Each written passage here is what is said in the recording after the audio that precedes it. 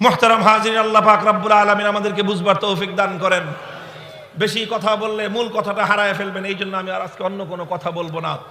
একটা কথা, খুব মৌলিক কথা, ওলামায়ে কেরামকেও আমি বলবো, যেভাবেই পারেন আমার মতো সবাই এইভাবে গরম গরম বলতে হবে এটাও বলি না, হাতে ধরে পায়ে ধরে দুনিয়ার মানুষকে, উম্মতকে, আমার দেশের মুসলমান ভাইদেরকে এই একটা কথা আমাদেরকে বুঝাইতে হবে।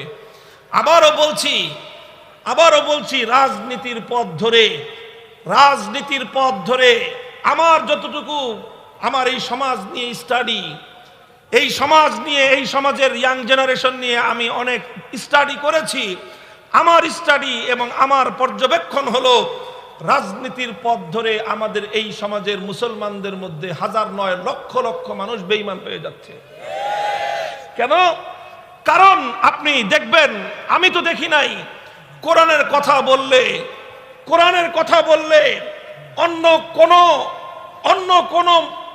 অন্য কোন সেক্টরের লোক এরকম রিয়্যাক্ট করে আমি দেখি নাই যতটা রিয়্যাক্ট করে রাজনৈতিক মহলের লোকেরা। কোরআনের কথা, ইসলামের কথা যখনই তার মতলবের বিরুদ্ধে গেল, সে রিয়্যাক্ট করলো। এই চরিত্র আর এই মানসিকতা হলো রাজনৈতিক নেতাকর্মীদের মধ্যে সবচেয়ে বেশি। আবারও বলছি, যখন কোরআনের কথার বিরুদ্ধে আপনি রিয়্যাক্ট করলেন, কোরআনের কথার বিরুদ্ধে যখন আপনি অ্যাকশন নিলেন, আপনি অবস্থান নিলেন, চাই সেটা আপনি আপনার দলের কারণে, আনুগত্যের কারণে করেন, চাই সেটা আপনি আপনার নেতার আনুগত্য করতে গিয়ে করেন, কোরআনের কথার বিরুদ্ধে, নবীর হাদিসের কথার বিরুদ্ধে আপনি যেই মুহূর্তে রিয়্যাক্ট করলেন, আপনি যখনই তার বিরুদ্ধে স্ট্যান্ড নিলেন, নামাজি হতে পারেন, হাজি, ডবল হাজি, ট্রিপল হাজি হতে পারেন, তাহাজ্জুদ গুজার হতে পারেন, ইমানদার হতে পারেন না।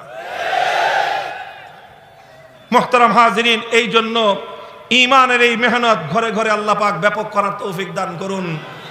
আল্লাহর কোরআন, নবীর সুন্নাহর কথা, ইসলামী শরীয়তের অকাট্য কোনো কথা যখন আমার সামনে, আপনার সামনে আসবে, তখন সেই কথার সামনে আমি এবং আপনি আত্মসমর্পণ করব। কইবেন হুজুর দলকে বুঝাইবো কেমনে? কি শিখাইয়া দিলাম? কি শিখাইয়া দিছি? বলে দিবেন পেট ব্যথা, বলে দিবেন হাসপাতালে ভর্তি হইতে হবে আমার।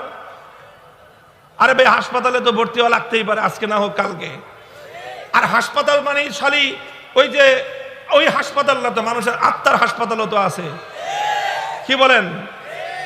খানকা, বুজুর্গদের দরবারগুলো হলো মানুষের আত্মার হাসপাতাল।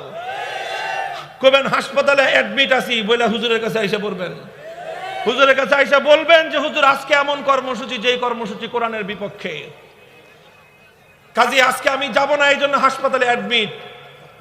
এইভাবে হলেও ঈমান বাঁচাতে হবে, এভাবে হলেও ঈমান বাঁচাতে হবে। কোনো কিছুর মূল্যে ঈমান বিক্রি করা যাবে না, কোনো কিছুর বিনিময়ে ঈমান ধ্বংস করা যাবে না।